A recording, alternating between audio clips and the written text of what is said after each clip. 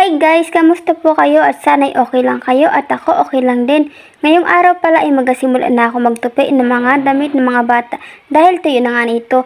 Ay alangan naman tupi mo ng basa. Ayan ang buang mo nun. Kung napapansin nyo na ang damit na tupi na pang isang linggo ito para pag naglaba ay hindi aksaya ay sayang man din yung sabon. Pag paunti-unti lang yung alaban mo, hindi lang sa sabon aksaya, pati man din sa tubig. Imbis na makatipid ka ay mapapamura ka pa sa laki ng bill. Dahil hindi ko nga ni kasama dito yung mga bata ay andun sila sa sala, nanood ng TV at habang busy sila sa napanood nila ay atupagin ko muna ito para mabilis matapos.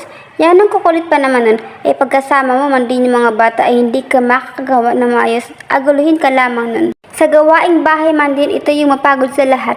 Magakusot ka ng damit, pagkatapos abanlawan mo ng 3 beses pero depende sa inyo kung gusto nyo ng walang bula. Pagkatapos asampay mo at pag natuyo na ay atupiin mo naman. Tapos sa